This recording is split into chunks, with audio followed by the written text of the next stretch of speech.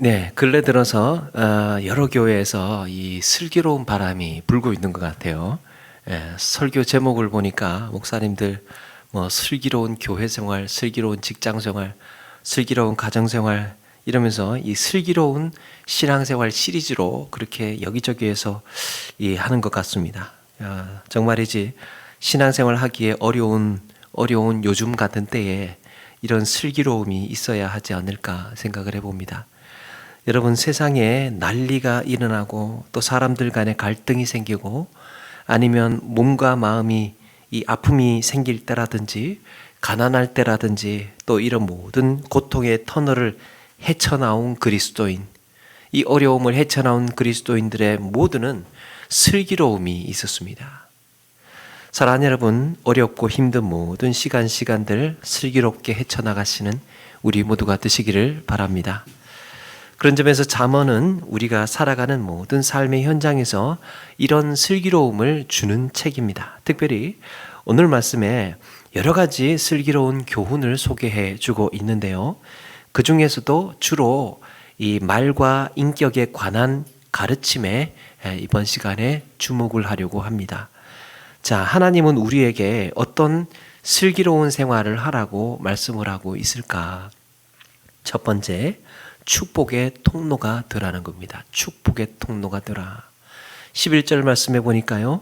성읍은 정직한 자의 축복으로 인하여 진흥하고 악한 자의 입으로 말미암아 무너지느니라. 정직한 자의 축복과 악한 자의 입이 대조가 되고 있습니다. 성읍은 정직한 자의 축복으로 인하여서 진흥하고 악한 자의 입을 통하여서 무너진다는 겁니다. 악한 마음에서 우러나오는 말, 악한 마음에서 우러나오는 말이다 보니까 거기에 비방도 있고 중상모략도 있고 불경한 말도 있고 이런 것이 성읍, 그 공동체의 갈등을 불러일으키고 분란을 만들고 서로 오해하게 하고 불신하게 해서 결국에는 무너지느니라, 쇠퇴하고 몰락하게 만든다는 거예요. 이 악한 입이. 여러분, 악한 자의 입에서 나오는 말을 들어보면, 가만히 들어보면 뭐 딱히 의도도 없는데 사실 그래서 어떻게 되기를 바란다는 말인가? 그래서 어떻게 되기를 바란다는 말인가? 결론은요, 찢어졌으면 좋겠고, 망했으면 좋겠고, 실패했으면 좋겠고, 공동체가 와해되기를 은근히 바라고, 사이가 나빠졌으면 좋겠고, 이런 마음들이 말은 하지 못하지만 역력히 드러나고 있습니다. 역력히. 그런가 하면 정직한 자의 축복으로 인하여서 진흥하게 되고 그랬습니다. 이 진흥, 이 진흥이라는 단어가 참 멋집니다. 떨쳐 일어나다. 수많은 사람들이 그로 인하여서 일어나게 되고 그런 소식이 널리 떨쳐 알려지게 되는 것입니다. 바로 정직한 자, 올바른 자의 축복으로 말미암아서. 그런데 여기서 정직한 자의 축복이라고 했는데 우리가 자주 사용하는 말, 이 축복. 이 축복이라는 말은 복을 빈다는 뜻이죠. 복을 빈다. 여러분, 축복의 사람이라고 하면 제일 먼저 떠오르는 이미지가 있죠. 축복의 사람이라고 하면 제가 느끼는 바로는 참 축복의 사람? 그럼 저 사람이 참 복을 많이 받았구나.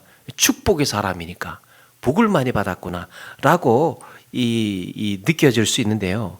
이것을 본래의 뜻인 축복, 복을 빈다라는 뜻으로 생각을 해보면 축복은요, 복을 비는 사람이에요.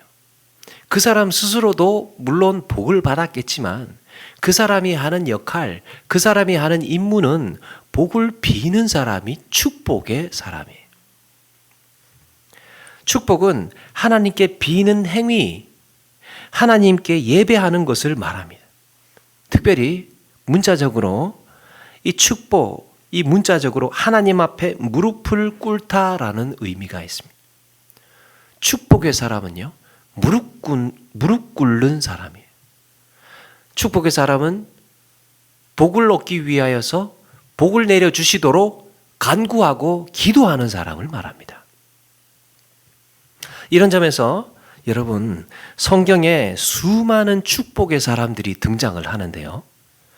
아브라함이 이 첫 번째 축복의 사람이라고 예를 들 수 있겠죠. 아브라함은요, 그 조카 롯은 아브라함의 기도 때문에 소돔과 고모라에서 함께 멸망하지 않았습니다. 아브라함의 기도 때문에. 롯을 향한 아브라함의 기도, 이게 축복이에요. 자기 조카 롯을 위하여서 기도하던 사람이에요. 그게 아브라함, 축복의 사람이라는 겁니다. 또 하나님은 아브라함의 아들 이삭을 어떻게 세워가실지를 말씀을 하셨죠. 이삭을 어떻게 세워가실지. 창세기 22장 18절에 내 씨로 말미암아 이삭 내 씨로 말미암아 천하 만민이 복을 받으리니 그랬습니다. 내 씨로 말미암아. 그러면 언뜻 생각하기에는 야, 이삭이 참 복도 많겠다라고 생각을 할 수 있는데, 조금 전에 말씀드린 것처럼 말씀을 드리자면 이삭은요, 복을 비는 사람이었습니다. 이삭을 통하여서 만민이 복을 받게 되는, 그냥 이삭이 가만히 있어서 인류가 복을 받는 것이 아니고 이삭의 역할을 통해서 인류가 복을 받는다는 거예요. 바로 이삭을 통하여서, 이삭은요, 그래서 축복의 통로가 되었습니다. 이삭의 사명은 복 비는 사람이었습니다. 그의 일생에 있어서 가장 두드러진 이삭의 이 사역, 중요했던 사역은 복 비는 사람. 여러분, 창세기에 등장하는 그 인물들을 이렇게 보면 이 이삭은요, 다른 인물들에 비해서 사역도 별로 두드러지게 뭐 없고 그냥 어릴 때 좀 죽을 뻔, 제사로 드려가지고 죽을 뻔 했다가 그것밖에 없어요. 그것밖에.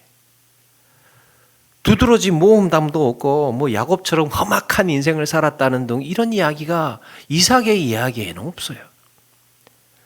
그런데 이삭이 그의 생애 가운데에 가장 핵심적인 사역이 하나 있습니다.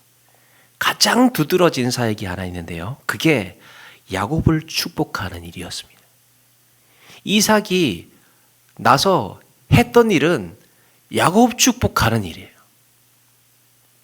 하나님은 야곱을 축복하시기 위해서 이삭이라는 놀라운 축복의 도구를 준비해 놓고 사용하셨던 것입니다. 여러분, 이걸 보면 하나님은 이 땅을 복주시기 위해서 사람을 쓰신다는 것을 알 수 있습니다. 세상을 복주시기 위해서 하나님은 축복의 사람을 쓰십니다. 복을 비는 사람을 쓰신다는 거예요. 그리고 그게 얼마나 중요한지 이삭의 생애를 통해서 우리는 발견할 수 있습니다. 복을 비는 사람, 하나님께 복을 비는 사람, 가정을 위하여서, 직장을 위하여서, 교회를 위하여서, 성도를 위해서, 우리의 동료들을, 형제 자매들을 위하여서 복을 비는 사람을 통하여서 그 가정이 복을 받고 교회가 복을 받고 진흥하여져 간다는 거예요. 떨쳐 일어나서 부흥하여져 간다는 것입니다. 계속해서 야곱은 12 아들을 위해서 복을 빌었습니다. 야곱도 축복의 사람이었어요. 또 모세는 어떻습니까? 멸망받을 수밖에 없는 광야의 이스라엘에 대해서 그들을 향해서 자기의 생명을 걸고 복을 빌었던 사람이에요. 하나님, 이 민족 살려주시지 않을 거면 저를 데려가십시오. 제 이름을 하나님의 생명책에서 지워주십시오. 그렇게 자기의 이름을 걸고 자기의 생명을 걸고 이스라엘 민족을 위하여서 복을 빌었던 사람이 모세예요. 모세. 이스라엘 민족이 광야 40년을 그나마도 그래도 성공적으로 잘 마치고 그렇게 횡단할 수 있었던 일에 있어서 중요한 역할을 했던 사람이 바로 이 모세예요. 모세의 축복의 기도를 통해서, 무릎 꿇고 빌었던 그 기도를 통해서 하나님은 이스라엘을 긍휼히 여기셨던 겁니다. 사무엘은 어떻습니까? 사무엘, 이스라엘이 강성한 나라가 되게 하기 위하여서 죽는 날까지 기도하는 것을 쉬는 죄를 범하지 않겠다고 맹세를 했던 사람이에요. 내가 죽는 날까지 이 나라 민족을 위해서 기도하는 것을 쉬는 죄를 범하지 않겠다. 여러분, 이것이 축복의 사람의 역할입니다. 에스더 역시 죽으면 죽으리라 자기 생명을 걸고 내 민족 이스라엘의 구원을 위해서 무릎을 꿇었습니다. 목숨을 걸고 민족을 위해서 기도했던 뿐만 아니라 에스라, 느헤미야, 다니엘 수많은 사람들이 다 축복의 사람들이었습니다. 하나님은 이렇게 비는 사람들, 민족을 위해서 기도하고 교회를 위해서 기도하고 가족을 위해서 기도하는 이런 비는 자들을 통하여서 하나님은 일해 나가셨던 거예요. 이게 축복의 사람의 역할입니다. 역할. 그 축복의 사람이라고 해서 그 사람 복을 엄청나게 그 사람 혼자 복을 받아서 누리는 사람이 아니라 그 사람은 기도하는 사람, 무릎 꿇는 사람이었다는 거예요. 신약의 사도 바울 역시 흩어진 초대교회를 향해서 매일같이 하나님께 무릎을 꿇는 사람이었습니다. 바울이 초대교회를 향해서 축복했다는 말, 초대교회를 향해서 내가 너희를 축복한다, 축복한다 했다는 말은 이 믿음의 형제 자매들을 위해서 쉼없이 기도했다는 겁니다. 쉼없이 무릎 꿇었다는 거예요. 물론 초대교회의 많은 사도들과 헌신된 장로들, 집사들 역시 생명을 걸고 교회를 향해서 성도를 향해서 하나님께 무릎 꿇었던 사람들입니다. 이렇게 하나님께 아름답게 쓰임받았던 수많은 믿음의 영웅들 모두가 축복의 사람이었습니다. 축복의 사람. 사랑하는 여러분, 오늘날 우리에게 이런 축복의 사람이 필요한 줄로 믿습니다. 무릎 꿇는 사람이 필요합니다. 가정이든 교회든 축복의 사람, 바로 하나님께 무릎 꿇는 사람이 그 사람들의 역할이 얼마나 큰지 몰라요. 기도의 능력을 믿는 사람은 기도를 해요. 기도의 능력을 믿는 사람이 기도를 합니다. 그들이 바로 회복의 마중물이 되는 것입니다. 회복의 마중물. 큰 능력 있는 사람이, 큰 지식이 있는 사람이, 큰 재력이 있는 사람이 하나님 앞에 능력이 있는 사람이 아니라 하나님의 능력을 믿고 신실하게 복을 빌 줄 아는 사람이 지혜롭고 능력의 사람인 거예요. 그 사람이 축복의 사람인 겁니다. 그들을 통하여서 놀라운 은혜의 징검다리가 되는 거예요. 그런데 악한 자의 입으로 시작했다가 이 축복의 사람으로 끝나는, 악인의 입으로 시작했다가 축복의 사람으로 끝나는 인물이, 인상적인 인물이 하나 있는데요. 악하다기보다는 철이 없는 입이라고 해야 되겠습니다. 바로 창세기의 요셉이라는 인물이, 요셉.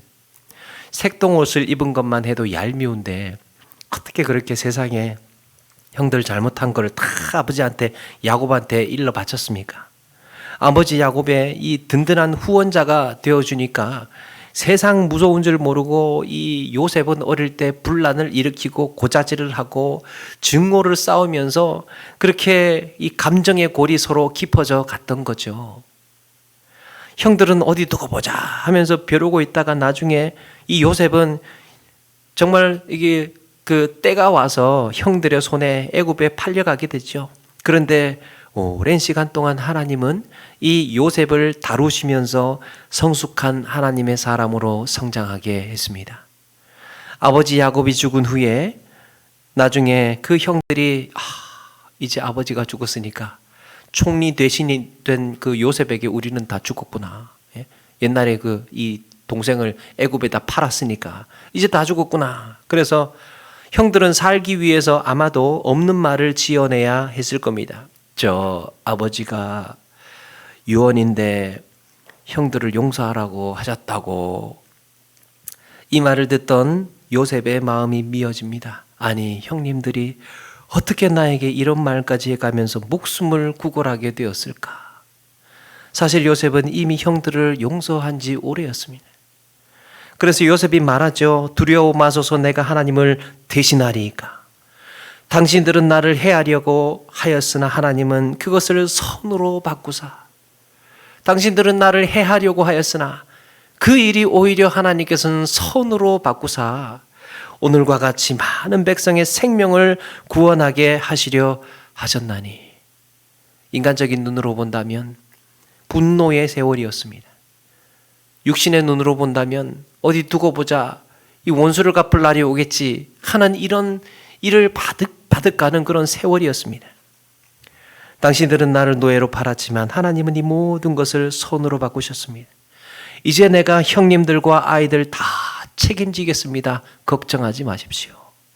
형들에게 버림받아서 저주와 분노의 사람이 될 수밖에 없었던 요셉, 하나님은 그에게 놀라운 은혜를 주셔서 오히려 형들을 위해서, 그 자식들을 위해서 축복을 비는, 복을 비는 축복의 사람으로 만들어 놓으셨습니다. 이게 하나님이 하시는 일이, 이게 하나님의 놀라운 기적의 역사입니다.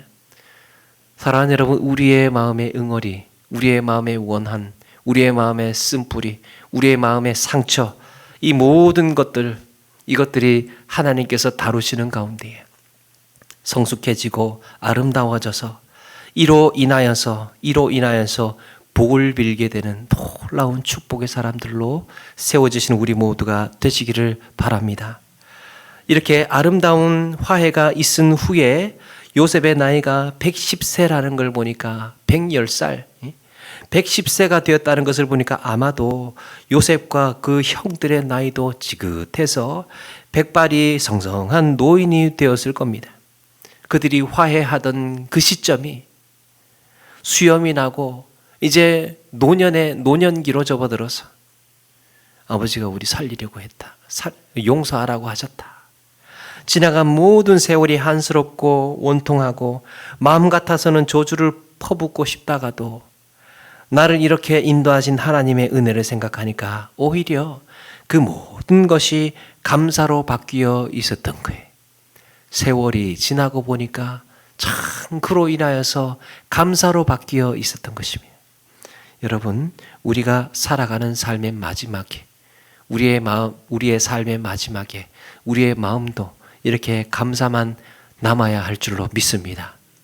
회한이 있고 원통함이 있고 분노가 있고 좌절이 있고 낙심이 있는 세월이었지만 하나님께서는 이 모든 것들을 바꾸셔서 은혜로, 감사로 남게 되는 우리 모두가 되시기를 바랍니다.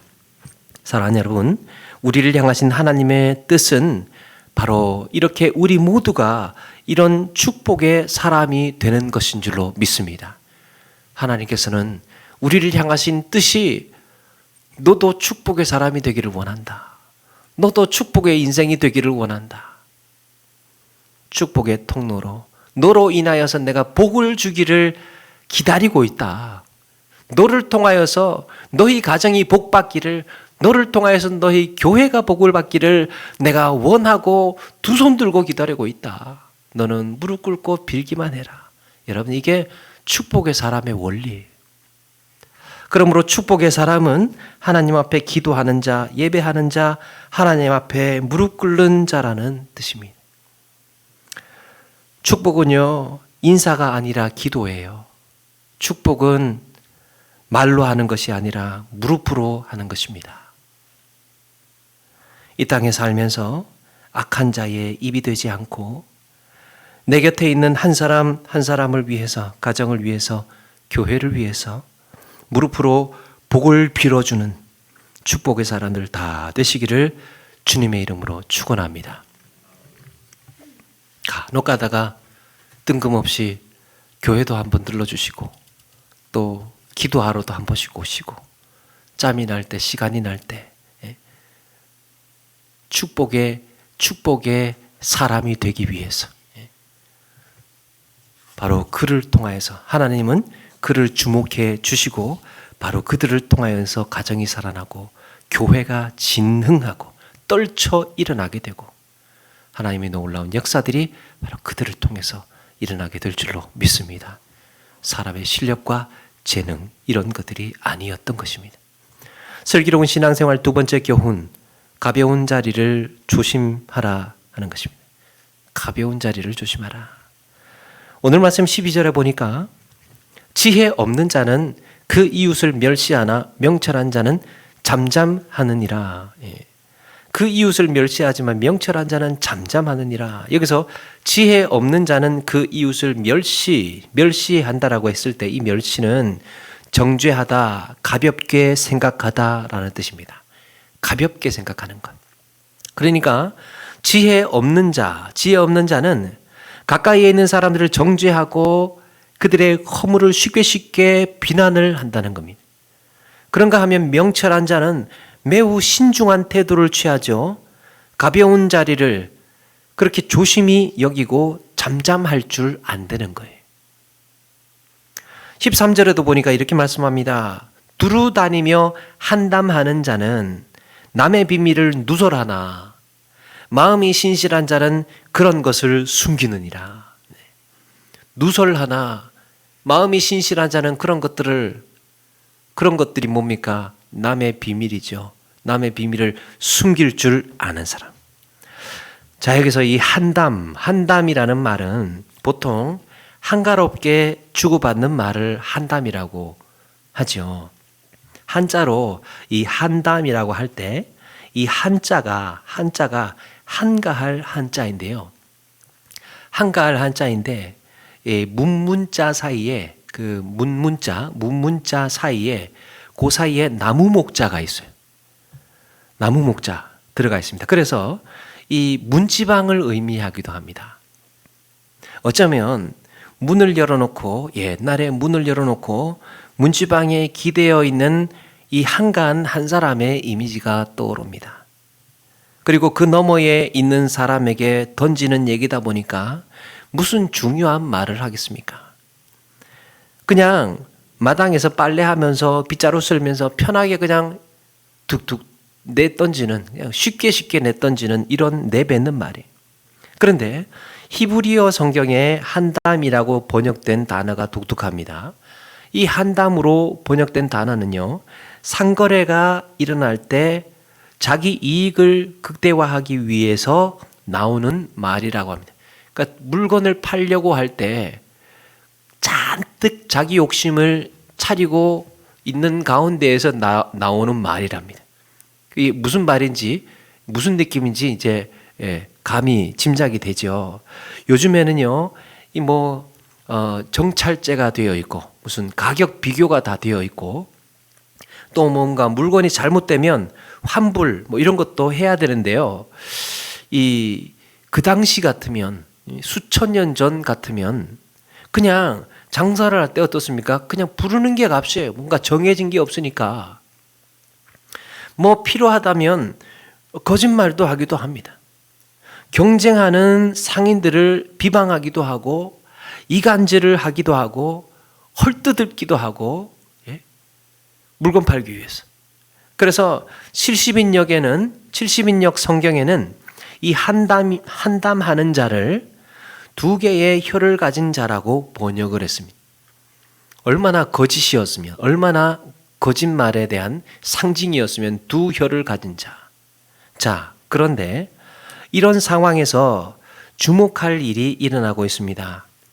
이렇게 한담을 하는 가운데에 무슨 일이 벌어지고 있습니까? 쉽게 가볍게 이야기를 내뱉고 있는 가운데에 남의 비밀이 누설되고 있다는 거예요.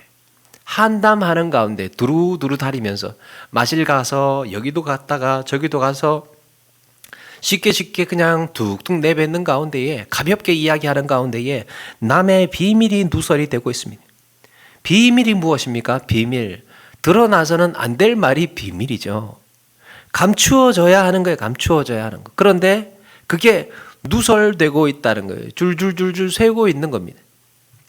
며칠 전에 세면대 하수구 배관이 고장이 나서, 저희 집에요, 배관이 고장이 나서 이 배관을 제가 갈아 끼웠다는 거 아닙니까? 배관을 갈아 끼우는데 배관을 뽑아 보니까 세상에 그 속에 더럽고 추악하고 타락한 것들이, 죄송합니다. 네. 이렇게 시커멓게 이렇게 녹슬고 이런 것들이, 그래서 새 배관을 갈아 끼웠는데 안 하던 일을 하려고 하다가 보니까 그렇게 간단한 배관 교체가 쉽지가 않았습니다. 제일 어려운 게 누수되는 걸 잡는 일이었어요. 누수되는 걸. 아무리 쪼이고 쪼아도 물이 한 방울씩 꼭 똑똑똑똑 떨어지는 거예요. 어떻게 해도 계속해서 물이 한 방울씩 똑똑똑똑 떨어집니다. 그 파이프 그 나사에 누수 방지 테이프가 있지 않습니까? 그걸 이제 감으면 훨씬 좋을 텐데 마침 또 그게 없어가지고 몸으로 때웠던 거죠. 그냥 열심히 그냥 잠궜습니다. 그래서 새삼 느꼈습니다. 아, 누수를 막는 게 이렇게 힘이 드는구나. 여러분, 집을 지을 때도요, 가장 신경을 쓰는 부분이 누수랍니다. 누수. 물 안 새야 되는 거예요. 물. 아무리 집을 잘 지어도 빗물이 새든 상하수도에 물이 새든 간에 얕은 물 한 방울씩 똑똑똑똑 떨어지면 뭐라고 합니까? 그걸 부실공사라고 이야기를 하죠. 집 다 잘 지었는데 물 샌다 이거예요. 웬만해서는 벽에 금이 가거나 기둥이 무너지는 일은 잘 없죠. 그런데 종종 일어나는 일이 무엇입니까? 물이 새는 일이에요. 물이 새는 일. 그거 못 막으면요, 부실공사 되는 겁니다. 물 새는 거 못 막으면, 누수를 못 막으면. 사람도 마찬가지 아닙니까? 인격적으로 성숙한 사람일수록, 인격적으로 완성도가 높은 사람일수록 주의해야 하는 것이 누설입니다. 누설. 말이 새어 나오는 것, 건강하고 성숙한 공동체일수록, 성숙한 가정일수록 이런 것들이 잘 지켜집니다. 성숙한 사람, 신뢰가 되는 사람에게 말을 할 때는 안정감이 있어요. 물론 사람의 이름 모르는 거지만 그래도 이 사람에게 말하면 좀 덜 불안해. 그래서 마음이 신실한 자는 숨기느니라 그랬습니다. 마음이 신실한 자는 숨기느니라. 이때 신실하다라는 말이요, 보증하다, 안정되다, 영구적이다, 틀림없다라는 뜻으로 다른 성경 구절에 쓰였습니다. 신실하다, 안정되다, 보증하다, 영구적이다, 틀림없다, 이런 느낌. 그 마음이, 그 인격이 하나님에 의해서 안정되어 있습니다. 그래서 타인에게 도움이 되지 않는 말들을 피하는 신실한 자를 가리킵니다. 이런 훈련의 첫걸음이 뭐라는 겁니까? 바로 이 편하고 격이 없고 가벼운 자리를 누설되지 않게 조심하라는 거예요. 편한 자리, 가벼운 자리, 격이 없는 자리일수록 누수가 심한 거예요. 사람의 말은요, 이렇게 격이 없고 편하고 가벼운 자리일수록 하지 말아야 할 말을 할 때가 참 많습니다. 여러분, 참 희한하게도요, 사람들이 많이 듣고 있는 공식 자리에서는 웬만하면 사람은 말실수를 잘 하지 않습니다. 사람은 무거운 자리에서는 매우 걸러서 말을 합니다. 사람이 많은 자리일수록 보편적이고 무난한 얘기를 해요. 무난한 얘기를. 왜 그랬습니까? 한마디 한마디가 회자되기 때문이에요. 삐끗 잘못했다가는 그게 꼬투리가 잡혀가지고 그 사람은 완전히 매장이 될 수가 있습니다. 듣는 사람이 많으니까. 그런데 어떠십니까? 말실수를 했다고, 그래도 또 말실수를 했다고 맹공격을 하는 경우가 있습니다. 예? 말실수를 했다고. 그런데 또 가만히 생각을 해보면 공식적인 자리에서 실수라고 하는 그 말은요, 한담을 하는 자리에서는 실수축에도 끼지 못하는 말. 한담을 하는 자리에서는 더 어마어마한 말이 오고 갑니다. 내가 한담의 자리에서 아무리 거리낌 없이 했던 그런 말을 다시 한번 가만히 돌이켜가지고 생각을 해서 그걸 여러분 강단에서 한다고 생각을 해보십시오. 큰일 날 일이죠.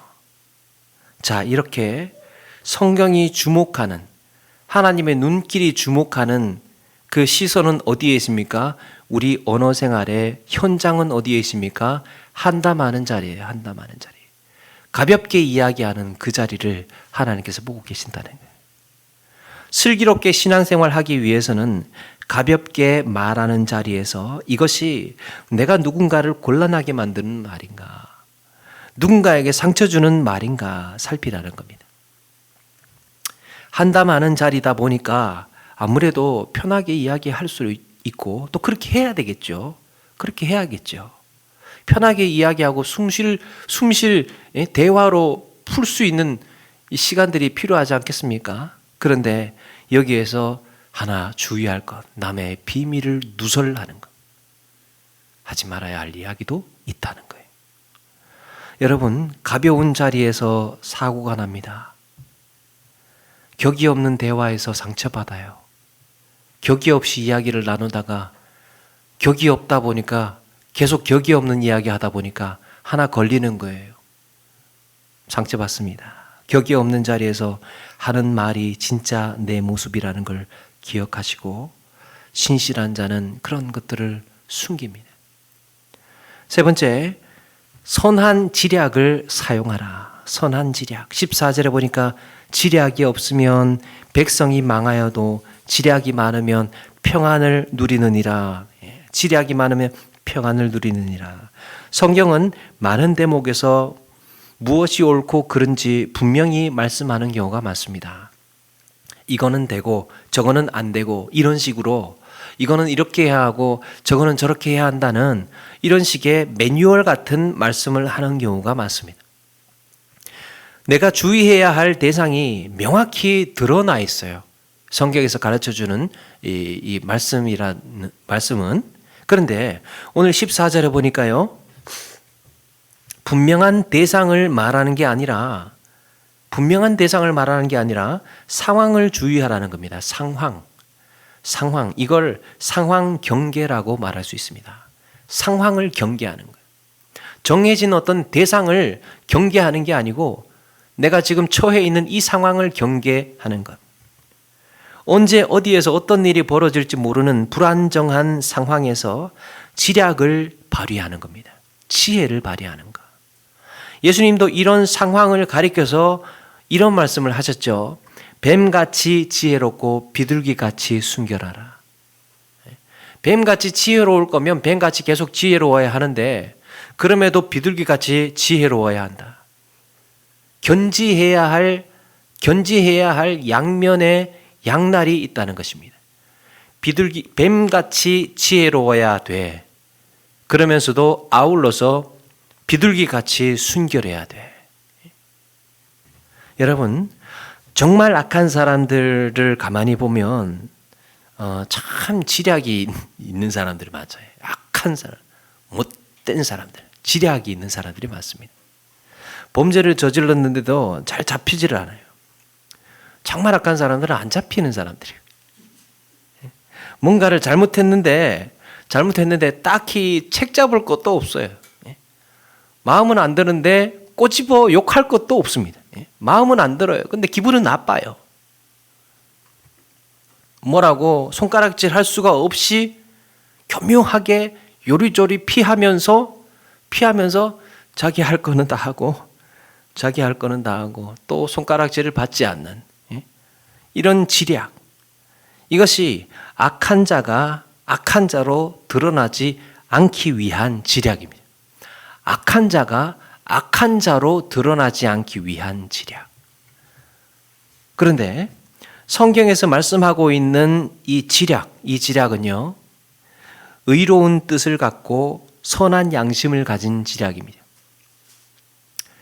죄로 빠지지도 말아야 하겠지만 그 동기와 과정이 의로운 마음을 품고 선한 양심을 가지고 사용하는 지혜를 말합니다. 지략. 이것을 하나님께서 쓰신다는 거예요. 하나님께서는 이런 지략을 사용하신다는 겁니다. 하나님은 이런 지혜에 손을 들어 주신다는 거예요. 하나님은 지략을 주도하고 계십니다. 그래서 선한 양심을 갖고 또 선한 동기로 출발하는 그런 지략을 하나님께서는 붙들어서 요거를 써야 되겠다. 요렇게 이루어지도록 해야 되겠다.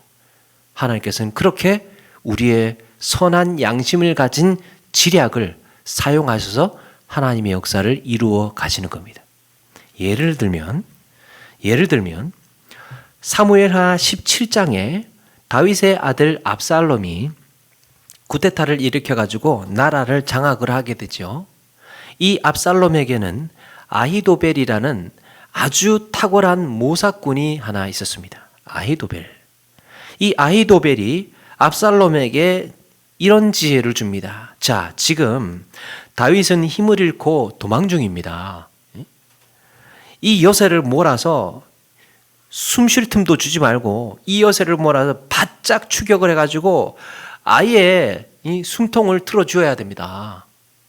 지금 다시 일어나지 못하도록 지금 빨리 쫓아가서 싹을 잘라버려야 됩니다. 이렇게 주장을 한 거예요. 아히도벨이. 아히도벨의 말을 들은 압살롬이 가만히 생각을 하더니 거기에 후세라는 사람도 있었습니다. 그 후세의 말을 한번 들어보자. 후세의 말도 들어보자 해서 후세를 부르게 됩니다. 그런데 이 후세는 다윗이 예루살렘 성에 자기 신복으로 심어 놓았던 사람이에요. 이 후세는 속으로 다윗 편이었던 사람입니다. 그래서 후세가 해야 될 일은 뭐냐? 압살롬의 편을 들어주는 척하면서 결과적으로는 다윗을 살려야 하는 이런 역할이었던 겁니다. 압살롬 편 들어주면서 결국은 다윗을 살려야 되는. 후세가 압살롬에게 말합니다. 제 생각은 좀 다릅니다. 왕도 아시다시피 당신의 아버지 다윗은 전쟁의 영웅입니다. 지금 다윗 곁에 있는 부하들도 백전노장의 용사들입니다. 섣불리 쫓아가서 건드렸다가 혹시 실패라도 하는 날에는 간신히 지금 주도권을 잡은 이 권력 빼앗길 수도 있습니다. 그래서 지금 당장 온 이스라엘에 연락을 해서 쫓아가지 말고 이스라엘에 연락을 해서 지금은 군대를 모으고 이렇게 확실하게 전열을 정비를 해서 우리가 완전히 승산이 있을 정도로 힘을 모은 다음에 그 다음에 일망타진해야 됩니다. 이렇게 이야기를 한 거예요. 압살롬이 듣고 보니까 후세의 말이 더 맞는 것 같습니다. 사실은 아히도벨의 전략이 더 맞는 말이었죠. 압살롬이 후세의 말을 듣는 바람에 다윗은 그만큼 시간을 벌 수 있었고 반격의 기회를 얻을 수 있었습니다. 그런데 여기서 매우 중요한 한 가지 사실을 성경에서는 말하고 있습니다. 바로 이 지략의 현장에 하나님이 관여하고 계셨다는 거예요. 성경은 이렇게 말씀합니다. 여호와께서 압살롬에게 화를 내리려 하사 아히도벨의 좋은 계략을 물리치라고 명령하셨음이라. 압살롬을 이 관여를 하셔서 그의 생각을 이 생각이 더 좋도록 그렇게 하셨다는 거예요. 이처럼 지략의 성공 여부는 하나님께서 주장하고 계셨던 것입니다. 그래서 정당한 지혜가 그 힘을 발휘를 하는 것입니다. 성공하기 위해서는 하나님과의 이런 관계가 중요합니다. 하나님과의 이런 온전한 관계 속에서 이루어지는 지략, 그걸 하나님께서는 들어 사용하시는 겁니다. 만약에 동기와 과정이 선하지 않다면 여러분 좋은 결과로 이루어질 수가 없습니다. 자기 꾀에 자기가 넘어간다든지 아니면 사람에게 배신을 당한다든지 그것도 아니면 결국에는 하나님의 심판을 받게 되는 것입니다. 그러므로 하나님이 주시는 지혜에 의존해서 말을 할 때 실패하지 않아. 하나님께서 주시는 지혜에 의존해서 말을 할 때 실패하지 않는 줄로 믿습니다. 하나님이 주시는 지혜에 의존해서.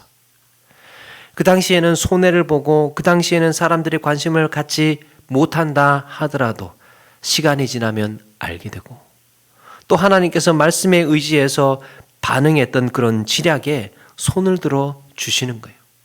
이렇게 지략의 동기와 과정이 선해야 한다는 것을 기억하시고 진정한 지혜, 신실한 지혜로 슬기롭게 살아가시는 우리 모두가 되시기를 바랍니다. 동기와 과정이 선한 지혜는요, 선한 지혜는 그게 참 따뜻하게 다가옵니다. 참 저 사람 나쁜 의도로 하는 이 머리를 쓰는 것이 아니구나. 그런데 참 저렇게 머리를 쓰는 것을 보면, 지략을 꾸미는 것을 보면 어떤 데는 참 짜증도 나고 참 저렇게 방법을 쓰냐 이런 생각이 든다는 거예요. 서로가 다 알고 있습니다. 그래서 이런 지략을 잘 분별해서 동기와 과정이 아름다운 지략을 사용하자. 말씀을 마칩니다. 슬기로운 신앙생활을 위해서는 우리는 더욱 많은 것을 깨달아야 하고 훈련해야 하고 우리 스스로를 돌아보면서 성장해 가야 하겠지만, 특별히 오늘 축복의 통로가 되라, 가벼운 자리를 조심하라, 선한 지략을 가지라 하는 말씀을 꼭 기억하시고, 나를 통하여서 가정과 교회가, 내 삶의 현장이 나를 통하여서 소망을 얻고 용기를 얻고 복을 얻는 우리 모두가 되기를 바랍니다. 가벼운 자리에서 드러나는 인격이 내 인격이라는 것을 기억하시고, 주님 앞에 나 자신을 인격적인 그리스도인으로 훈련해 나아가는 우리 모두가 되기를 바랍니다. 지혜를 사용하되 동기와 과정이 선하고 아름다운 지혜를 통하여서 하나님의 기쁨이 되는 그리스도인의 삶으로 살아내시는 저와 여러분 되시기를 주님의 이름으로 축원합니다. 찬양하겠습니다.